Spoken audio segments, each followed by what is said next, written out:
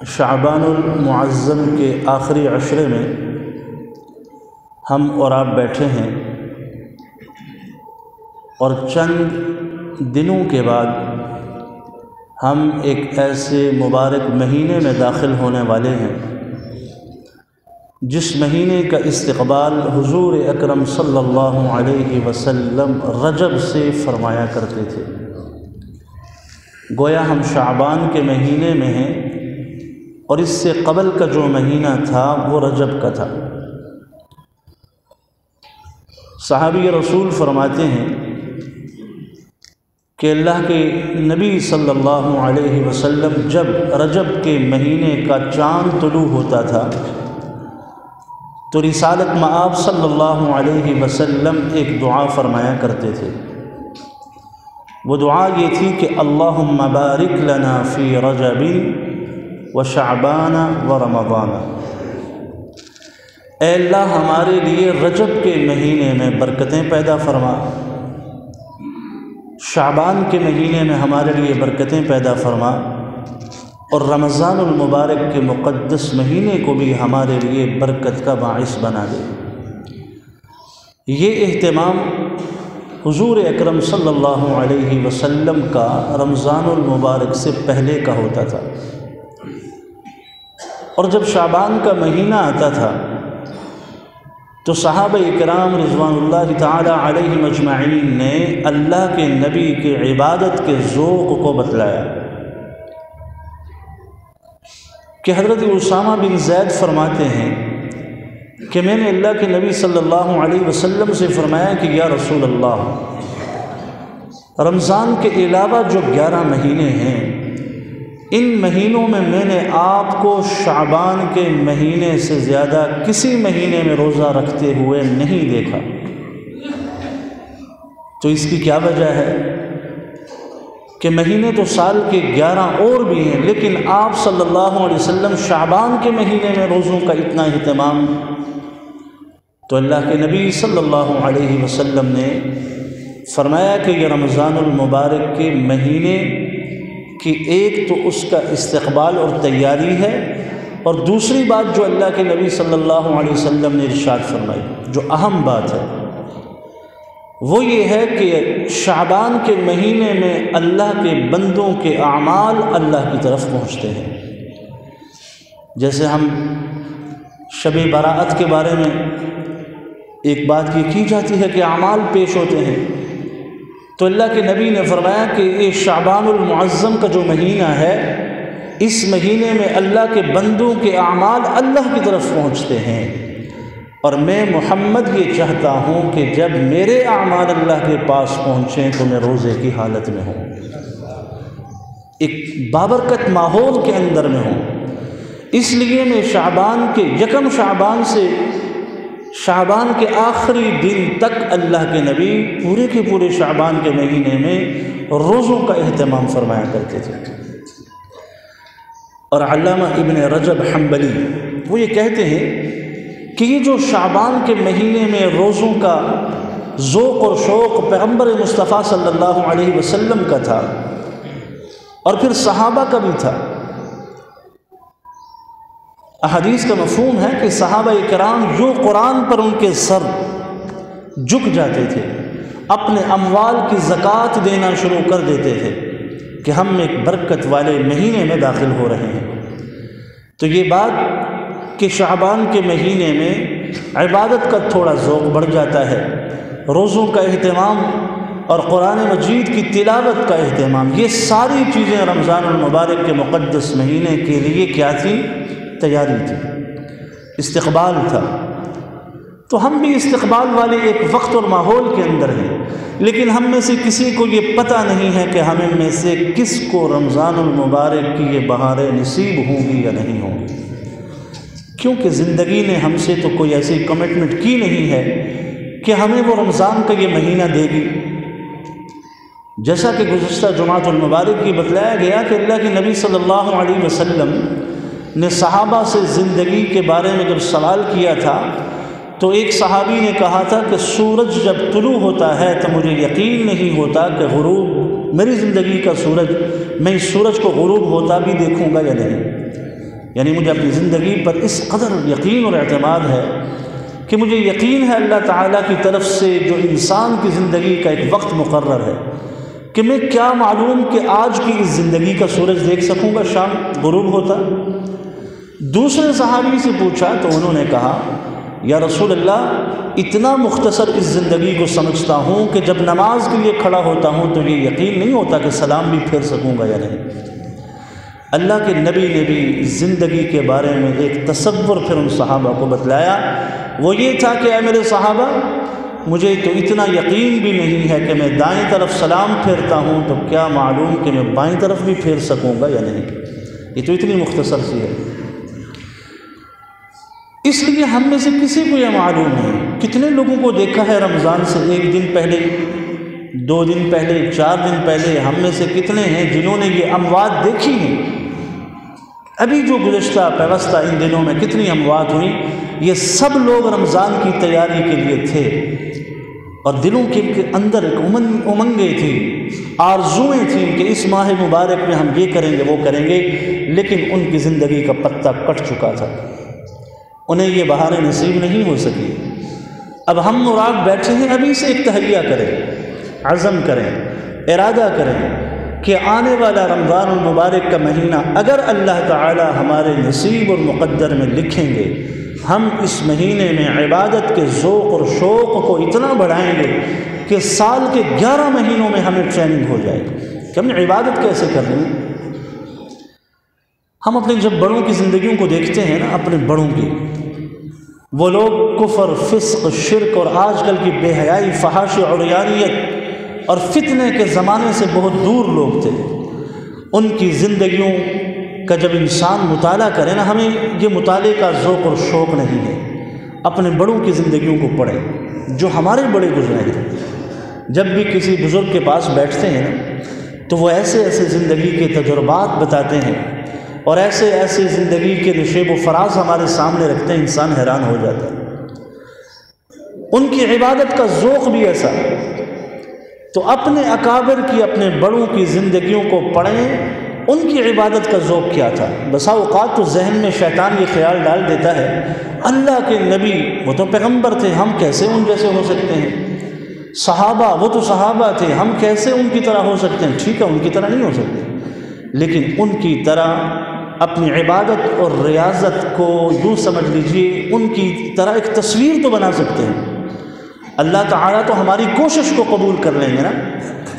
تو رسالت مآب صلی اللہ علیہ وسلم جب رمضان المبارک کا مہینہ آتا تھا نا، حضرت عائشہ رضی اللہ تعالی عنہ کہتی ہیں رسالت مآب صلی اللہ علیہ وسلم یوں کھڑے ہوتے تھے راتوں کو عبادت کے لیے، تفطرت قدما، اللہ کے نبی عبادت کے لیے جب کھڑے ہوتے تھے اتنا طویل قیام، کھڑے کس کے سامنے ہیں؟ اس ذات کے سامنے جو انسان، ساری انسانیت کیا بلکہ ساری کائنات کی تنہا مالک ہے، جو قادر ہے، جو اکبر ہے، جو کبیر ہے، جو بڑا ہے، جس سے بڑی عظمت والا کوئی نہیں، عزت والا کوئی نہیں، قدرت والا کوئی نہیں۔ اس ذات کے سامنے کھڑے ہونے کا جو ڈھنگ اللہ کے نبی نے اپنی امت کو سکھایا، وہ ڈھنگ ہمارے اندر آ جائے۔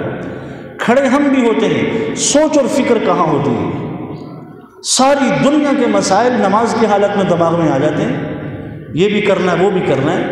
اللہ معاف فرمائے، ہم سب کمزور ہیں، ہمیں اپنی نماز کا قیام ایسا کرنا چاہیے کہ صحابہ کرام میں سے بعض نے تو اللہ کے نبی کے قیام کو دیکھ کر کہا کہ شاید کوئی معاملہ ہو گیا، رسول اللہ ابھی تک کھڑے۔ سورۃ البقرہ 2.5 پاروں پر مشتمل، اللہ کے نبی نے پہلی رکعت میں قیام میں کھڑے ہیں پڑھ لی۔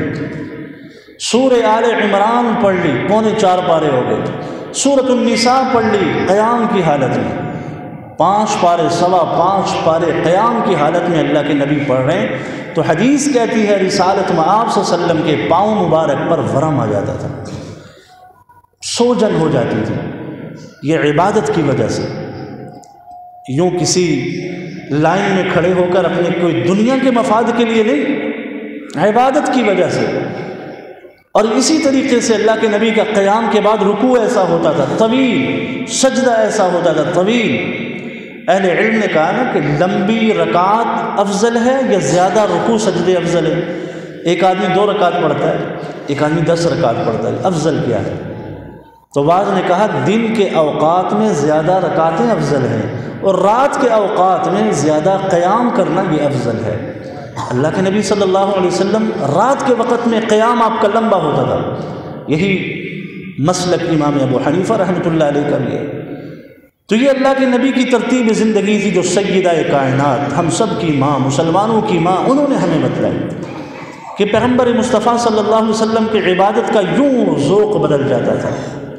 پھر دوسری بات یہ ارشاد فرمائی، حضرت عائشہ کہتی ہیں اللہ کے نبی صلی اللہ علیہ وسلم غربا، یتامہ، مساکین، ضرورت مند لوگوں کے لیے بھاگ دوڑ شروع کر دیا کرتے تھے۔ کیوں؟ میری امت کے غریب کا رمضان بھی اچھا گزر جائے۔ اور یہ صحابہ کرام کا معمول ہوتا تھا، اپنی زکوٰۃ رمضان المبارک کے پہلے یا رمضان المبارک کے آغاز میں دیا کرتے تھے، تاکہ امت کے غریب وہ بھی اپنی رمضان المبارک کے عبادات کے ذوق کے اندر بڑھتے رہیں، کہیں ایسا نہ ہو کہ دنیا کی طلب انہیں عبادت کے ذوق سے نکال دے۔ ایقظ اہلہ، اللہ کے نبی اپنے اہل و عیال، اپنے حرم کی بیویاں، ازواج مطہرات، انہیں بھی راتوں کے لیے اٹھاتے تھے۔ خلاصہ یہ ہے رمضان المبارک عبادت کا مہینہ ہے، اور عبادت شوق سے کرنے کا، عبادت کو جبر نہ سمجھے، مجبور نہیں، ہم تو پیدا ہی عبادت کے لیے ہوئے۔ وہ الگ بات ہے ہم نے اپنی زندگی کو عبادت سے دور کر دیا۔ وما خلقت الجن والانس الا لیعبدون، اللہ کہتے ہیں میں نے تو تمہیں پیدا ہی عبادت کے لیے کیا ہے۔ کوئی آدمی کہے میں تو تجارت کرتا ہوں، میں تو مزدوری کرتا ہوں، میں کیسے مصلی پہ کھڑے ہو کر صبح و شام عبادت کروں؟ یہ مزدوری کرنا، یہ عبادت کرنا، یہ تجارت کرنا، اگر یہ اسلام کے اصولوں کے مطابق ہے تو یہ بھی عبادت ہے۔ اللہ کے نبی نے کیا فرمایا؟ التاجر الصدوق، وہ تاجر جو سچا ہے، امین ہے، دیانت دار ہے، دھوکہ نہیں دیتا لوگوں کو، جھوٹ نہیں بولتا، دیانت داری کے ساتھ تجارت کرتا ہے۔ پیغمبر مصطفیٰ نے اس تاجر کو جو مقام عطا فرمایا یہ ہماری سوچ سے بہت بڑھ کر ہے۔ قیامت میں لوگ انبیاء کی صحبت میں آنا پسند کریں گے نا، ہر ایک کہے گا کاش مجھے اپنے محبوب پیغمبر کی زیارت مل جائے، ان کی صحبت مل جائے، ان کا پڑوس مل جائے۔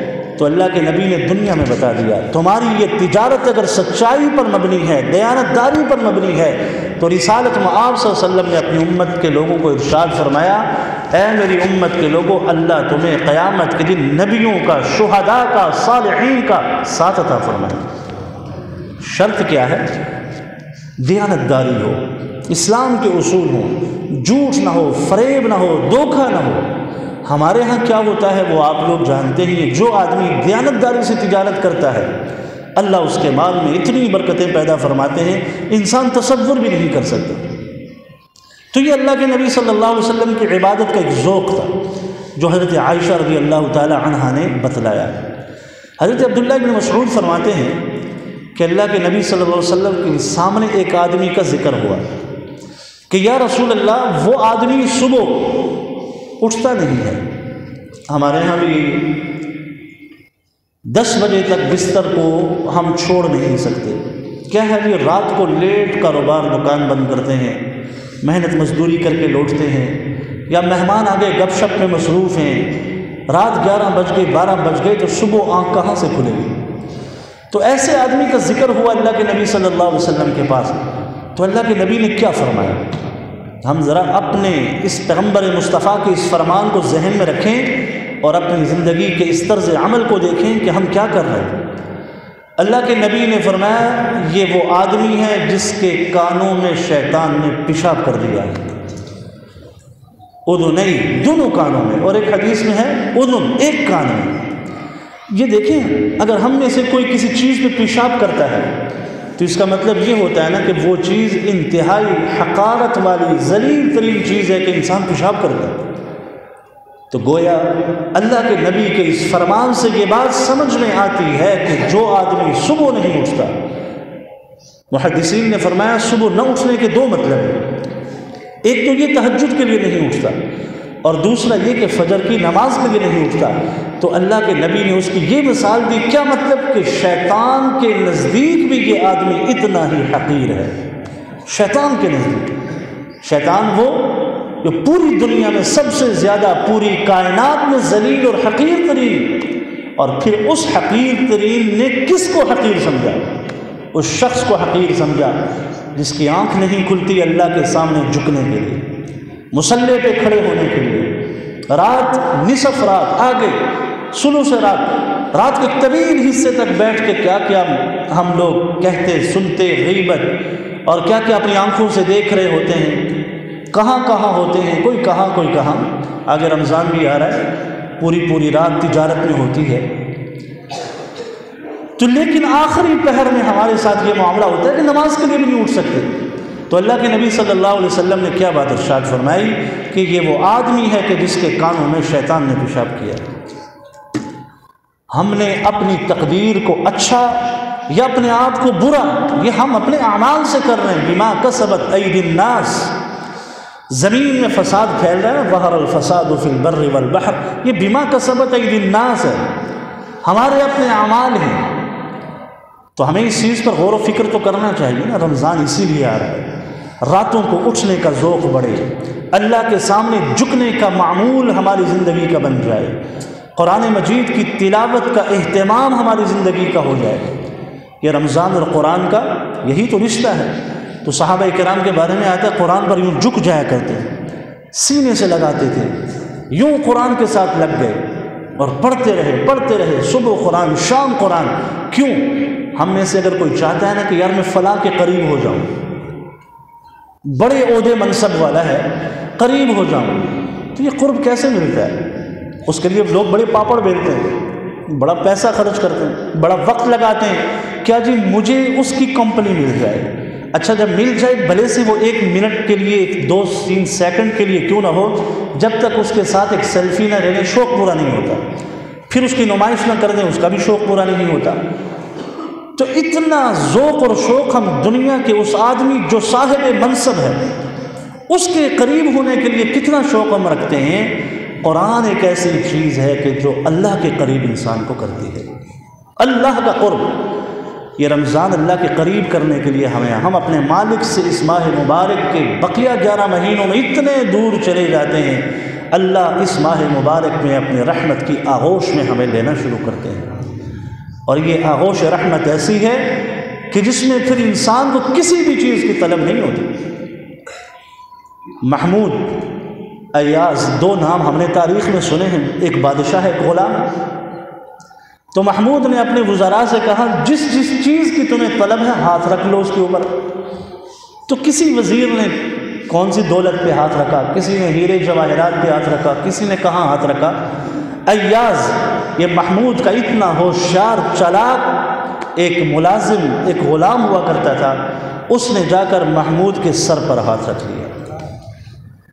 اگر یہ بادشاہ مجھے مل جائے تو یہ سارے ہیرے جواہرات اور زیورات تو میرے قدموں میں ہیں، عقل ہے۔ تو ہم نے ہاتھ رکھے ہوئے دائیں بائیں، ہمیں جس ذات کی طرف متوجہ ہونے کی ضرورت ہے نا وہ اللہ ہے۔ جب انسان اللہ کے قرب میں آ جاتا ہے پھر دنیا کے سارے خزانے تو اس کے قدموں میں آ جاتے ہیں۔ حضرت جنید بغدادی رحمۃ اللہ علیہ بہت بڑے بزرگ تھے اور تصوف میں اللہ نے بہت عالی شان مقام عطا فرمایا، اور خیر القرون کے زمانے کے قریب بزرگ تھے۔ وہ فوت ہو گئے، انتقال کر گئے۔ کسی نے حضرت جنید بغدادی رحمۃ اللہ علیہ کو خواب میں دیکھا، کہا اللہ نے آپ کے ساتھ کیا معاملہ کیا؟ یہ وہ شخصیت تھی کہ جن کے ہاتھ پر ہزاروں نہیں لاکھوں لوگوں نے جن کی صحبت میں آ کر اپنی زندگی کے قبلے کو درست کیا ہے اور اللہ کا قرب ان لوگوں کو ملا ہے۔ وہ جنید بغدادی فرماتے ہیں کہ مرنے کے بعد کسی نے ان سے پوچھا اللہ نے کیا معاملہ کیا؟ فرماتے تاحت العبادات، جو عبادتیں میں کر رہا تھا وہ تو اللہ کے قریب وہ اس معیار کو نہیں پہنچ سکی، اور فنیت الاشارات، میری جتنی بھی عبادت کے ذوق اور شوق تھے، میرے جتنے بھی اعمال تھے، یہ تو ہو گئے ختم۔ ایک چیز نے مجھے بچا لیا، ما نفعنا الا رکعات صلیناها باللیل، تہجد کے وقت اٹھ کر جو اپنی جبین کو اللہ کے سامنے جھکاتا تھا اس وقت، ان گھڑیوں، ان لمحات، ان ساعتوں میں جو عبادت کی اللہ نے اسے قبول کیا اور اس کی برکت سے جنت میں پہنچ گیا۔ یہ وہ گھڑی ہے جس گھڑی میں ہم اور آپ خواب خرگوش ہوتے ہیں۔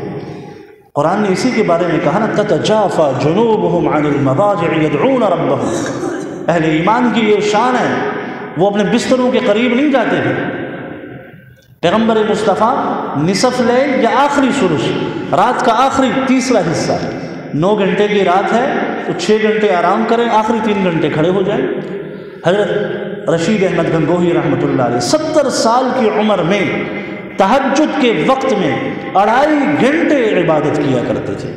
70 سال کی عمر ہے، اور یہ گنگوہ کا وہ شخص ہے جس کو اللہ نے علم حدیث، علم فقہ، علم تفسیر کا ایک خزینہ بنایا۔ یہ ہمارے اکابر کی زندگیاں، ہمارے بڑوں کی زندگیاں ہیں۔ یہ رمضان المبارک کا ایک ذوق اور شوق ہوتا تھا، پورا دن حضرت گنگوہی قرآن 15 قرآن سے زیادہ تلاوت ہوتی تھی۔ اوابین میں 2 پارے تلاوت کرتے تھے، مغرب کے بعد کی جو اوابین کی رکعتیں ہوتی ہیں 6 8، ان میں 2 پارے تلاوت، پورا دن روزے کی حالت میں۔ یہ عبادت کا ذوق اور شوق میرے دوستوں، بیان کرنے کا مقصد یہ ہے کہ ہم رمضان کے انتہائی قریب آ گئے، گویا ہم اللہ کے انتہائی قریب پہنچ چکے ہیں۔ اب ہم اپنے نصیب کا فیصلہ خود کریں کہ اپنے مالک کے قریب پہنچ کر ہم دور ہونا چاہتے ہیں یا مالک کے قریب ہونا چاہتے ہیں۔ ہم اللہ کی رحمت کی آغوش میں جانا چاہتے ہیں کہ ہم، اللہ معاف کرے، شیطان کی طرف بھاگنا چاہتے ہیں۔ تو ہمیں تو یہ سوچ و فکر، اللہ کے نبی صلی اللہ علیہ وسلم نے ایک موقع پر ارشاد فرمایا، صحابہ تھے، حضرت عمر بھی بیٹھے تھے، کہ کیا تمہیں پتہ ہے ماذا یستقبلکم وتستقبلون، تمہیں پتہ ہے کیا چیز تمہارا استقبال کر رہی ہے اور تم کس چیز کا استقبال کر رہے ہو؟ تو حضرت عمر رضی اللہ تعالی عنہ نے کہا، دل کے اندر ایک سوال پیدا ہوا، ایک مبہم سی بات اللہ کے نبی نے کی، کیا بات ہے؟ تو پوچھا، یا رسول اللہ کیا کوئی وحی آنے والی ہے؟ آپ نے کہا کہ تم کس چیز کا استقبال کر رہے ہو، کیا چیز تمہارا استقبال کر رہی ہے؟ یعنی کوئی نئی چیز ہے تو کیا وحی آنے والی ہے؟ تو اللہ کے نبی صلی اللہ علیہ وسلم نے فرمایا نہیں۔ حضرت عمر نے کہا، یا رسول اللہ کیا کوئی دشمن حملہ آور ہونے والا ہے؟ اللہ کے نبی صلی اللہ علیہ وسلم نے فرمایا نہیں۔ حضرت عمر کہنے لگے، یا رسول اللہ تو پھر کیا معاملہ ہے؟ آپ نے فرمایا ماذا تستقبلکم وتستقبلون، پھر کیا معاملہ ہے؟ اللہ کے نبی نے فرمایا رمضان کا مہینہ آنے والا ہے، اور یہ وہ مہینہ ہے جس مہینے کی پہلی رات میں اللہ تمام اہل ایمان کی بخشش فرما دے گا۔ اتنا عظیم الشان پرائز، انعام ہمیں مل رہا ہے۔ کتنے بدقسمت ہم لوگ ہیں کہ ہم اپنے مالک کی آغوش رحمت سے کیسے بھاگ رہے ہیں۔ میرے دوستو، ایک تو جناب میں فکری طور پر یہ سمجھنا چاہیے، نظریے کے طور پر یہ چیز سمجھنی چاہیے کہ ہم رمضان المبارک نہیں، ہم اپنے مالک کی رحمت کی آغوش میں جا رہے ہیں۔ جب ہم نظری اور فکری طور پر یہ چیز سمجھ لیں گے نا، پھر رمضان کو گزارنا آسان ہے۔ لیکن اگر یہ کہ روزہ ہے جی جبری چیز ہے، اچھا جی ایسا ہے، کیسے پورا دن پڑے رہتے ہیں، رات کو کیسے تراویح پڑھیں گے، پاؤں درد کرتے ہیں، گھٹنے درد کرتے ہیں، اللہ معاف فرمائے۔ اگر ہمیں کوئی دنیا کا فائدہ مل رہا ہونا تو ہم اپنی آنکھوں سے دیکھ رہے ہیں، ہمیں 3 گھنٹے بھی قطار میں کھڑا ہونا پڑے، ہم کھڑے ہوتے ہیں، کیوں یہ آٹا ملے گا، فلاں چیز مل جائے گی، یا بل جمع کروانے، دنیا کے کام میں کھڑے ہو برداشت کرتے ہیں۔ تو یہ اللہ تعالیٰ کی آغوش رحمت میں آنے کے لیے، اور آگے بڑھنے کے لیے، اور آگے بڑھنے کے لیے ہم جتنی مشقت کریں گے اتنے اللہ کے قریب ہو جائیں گے۔ اگر رحمت کی یہ آغوش ہے، اس کی یہ حدود ہیں، ہم اگر وہاں ہیں تو ہمیں اور عبادت کا ذوق پیدا کرنا چاہیے تاکہ ہم اللہ کے قریب ترین ہو جائیں اور اپنے مالک کی آغوش رحمت میں اپنی زندگی کے اس سفر کو ہم آگے بڑھائیں۔ تو یہ صحابہ کرام کا جو مزاج تھا، جو اللہ کے نبی صلی اللہ علیہ وسلم کا طرز عمل تھا، تو ہمیں اپنے اکابر سے بھی وہ طرز عمل ملا ہے۔ حضرت مولانا قاسم نانوتوی رحمۃ اللہ علیہ رمضان المبارک میں روزانہ ایک پارہ حفظ کرتے تھے۔ حفظ کرنا، ہم تو پڑھ نہیں سکتے۔ مالٹا کے جزیرے میں حضرت شیخ الہند رحمۃ اللہ علیہ اور حضرت مولانا حسین احمد مدنی، کوئی بہت پرانی بات نہیں ہے، یہ پچھلی صدی کی بات ہے کہ کوئی ہم یہ سمجھیں کہ صحابہ کے زمانے کی بات ہے۔ انگریز کے قید میں تھے مالٹا کے اس جزیرے کے اندر، اہل علم نے، علماء نے آنکھوں اس انگریز اور سامراج کی آنکھوں میں آنکھیں ڈال کر حق کا کلمہ بلند کیا، جس کی پاداش میں وہ مالٹا کے جزیرے میں پہنچ گئے، 2.5-3 سال کا وقت وہاں گزارا، قید صعوبتیں وہاں برداشت کی۔ تو حضرت شیخ الہند نے اپنے مایہ ناز شاگرد حضرت مولانا حسین احمد مدنی رحمۃ اللہ علیہ سے فرمایا کہ حسین احمد، رمضان کا مہینہ آ گیا ہے، نہ تم حافظ ہو نہ میں حافظ ہوں۔ ہماری تو تراویح کی سنت ہی جو ہے قرآن مجید کو ختم کرنے کی جو سنت تھی یا سننے کی جو سنت تھی وہ تو پوری نہیں ہوگی۔ تو حضرت مولانا حسین احمد، اللہ تعالیٰ نے ان لوگوں کو جذبے عطا فرمائے تھے۔ یہ ہماری طرح کمزور ایمان والے نہیں تھے جو جتنے نڈر ہو کر باطل کے سامنے سینہ سپر ہوتے ہیں، اللہ تعالیٰ ان لوگوں کو اتنی ہی ایمان کی قوت عطا فرماتے ہیں۔ حضرت مدنی نے کہا استاد محترم سے، استاد جی آپ پریشان نہ ہوں، انشاءاللہ اس ماہ مبارک میں قرآن سنائیں گے اور سنیں گے بھی۔ روزانہ حضرت مولانا حسین احمد مدنی 1 پارہ حفظ کرتے تھے، رات کو نماز تراویح میں اپنے استاد حضرت گنگوہی کو سناتے تھے۔ ان شانوں والے لوگ ہم کہاں سے لائیں؟ یہ جذبوں والے لوگ کہاں سے آئیں گے؟ ذرا تاریخ تو پڑھیں ان لوگوں کی۔ کاش ہمیں فرصت مل جائے نا کہ ہم اپنے اکابر کی زندگیاں پڑھیں، کن جذبوں سے انہوں نے اسلام کی اس خوبصورت عمارت کو کی حفاظت کی، کیسے کیسے ایمانی جذبات اللہ نے انہیں عطا فرمائے۔ اور اپنے استاد کا ادب اور احترام اتنا، دائیں بائیں پانی ہے، مالٹا کا جزیرہ ہے، آج بھی جاننے والے جانتے ہیں۔ تو سردی کی ٹھٹھرتی راتیں تھیں، تو حضرت حسین احمد مدنی ایک چھوٹے سے مشکیزے میں بوتل سی، اس میں پانی ڈال کر پوری رات اپنے بغل کے نیچے رکھتے تھے تاکہ میرے بغل کے نیچے اس حرارت سے یہ پانی تھوڑا سا گرم ہو جائے، اور صبح اپنے استاد محترم کو کہتے تھے کہ استاد محترم وضو فرما دیجیے۔ یہ تھا ادب اور احترام۔ اس ادب کا نتیجہ یہ ہوا کہ اللہ تعالیٰ نے انہیں پورا قرآن، رمضان المبارک کی 29ویں تراویح تھی، حضرت مدنی کا قرآن مکمل ہو چکا تھا۔ تو یہ قید و بند کی وہاں صعوبتیں ہوئیں۔ کبھی بھی حضرت شیخ الہند نے اپنے اوپر ہونے والے ظلم لوگوں کو نہیں دکھائے۔ تو ایک موقع پر کسی نے ان کی پشت کو دیکھ لیا تو کہا میرا تو اجر سارا ضائع ہو گیا۔ کہنے کا مقصد یہ ہے کہ ہم جس مبارک مہینے کے قریب تر ہیں، ایک تو یہ دعا فرمائیں اللہ ہمیں وہ مہینہ نصیب بھی فرما دے۔ ہم میں سے کسی کو یقین نہیں ہے ملے گا یا نہیں ملے گا، اللہ نصیب فرما دے۔ جب ہمیں نصیب ہو جائے تو ہم اللہ کی آغوش رحمت کی حدود کے اندر داخل ہو جاتے ہیں۔ جب حدود میں داخل ہو جائیں تو پھر جو آدمی وفادار ہوتا ہے، محبت کرنے والا ہوتا ہے، اس کی یہ خواہش ہوتی ہے کہ میں اپنے محبوب تک پہنچوں۔ ہم اللہ سے محبت کرنے والے، مالک ہمارا محبوب ہے، ہم اپنے محبوب تک کیسے پہنچیں گے؟ عبادت کے ذوق سے پہنچیں گے، قرآن کی تلاوت سے پہنچیں گے، لوگوں کے حقوق ادا کریں، جو اسلام کے اصول ہیں، احکامات ہیں، زکوٰۃ کی ادائیگی ہے، لوگوں کے حقوق ہیں، وہ سارے کے سارے حقوق ادا کریں، غریب یتیم ان کا خیال رکھیں۔ اللہ کے نبی نے فرمایا وہ آدمی مومن نہیں ہو سکتا، جس کی کامل مومن نہیں ہو سکتا جس کی سجدے اللہ کے سامنے تو جھکیں، عبادت تو کرے، ریاضت کرے، جبہ پہنے، دستار پہنے، اچھا لباس پہنے، داڑھی رکھے، یہ ریاضتیں ساری ہو رہی ہیں، لیکن اس کا پڑوسی بھوکا ہے، اس کا پڑوسی بھوکا ہے۔ یہ حقوق بھی ہم نے ادا کرنے ہیں۔ اللہ عمل کی توفیق عطا فرمائے۔